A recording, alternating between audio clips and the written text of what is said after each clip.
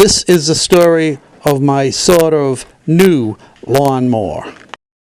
It begins when my son-in-law gives me a lawnmower that has a blown engine. At first I took a look at the engine and decided that the engine could not be repaired, so then I searched for a used engine.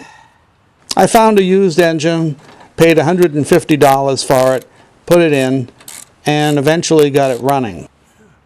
The used engine was very difficult to start, so after checking out a lot of possible solutions, I decided to put on an electric fuel pump.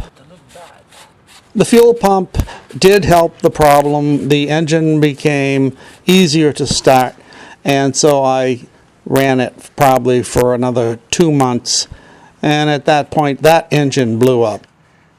Here I'm turning the crank. The valves are going up and down, but the piston is not moving. That means that the piston rod is broken.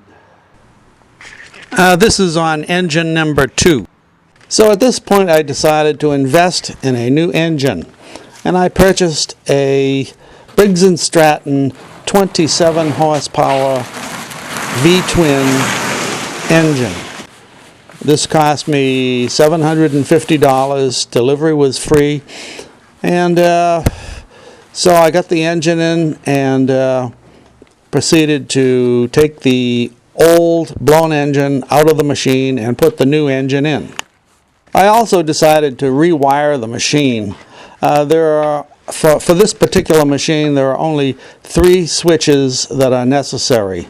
One is for the starter motor activation, 2 is to kill the engine, and 3 is for the electric fuel pump.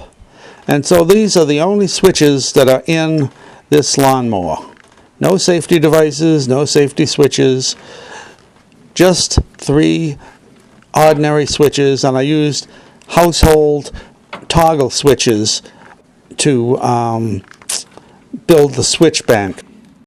The lawnmower now runs like a champ, starts right up, and so at this point I have a 27 horsepower V-twin engine in this Craftsman lawnmower, and it goes just fine.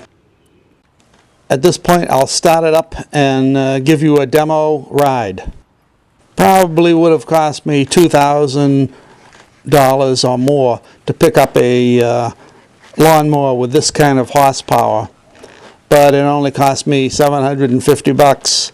So we'll see how well this works out, and keep our fingers crossed and keep the rubber side down on this baby.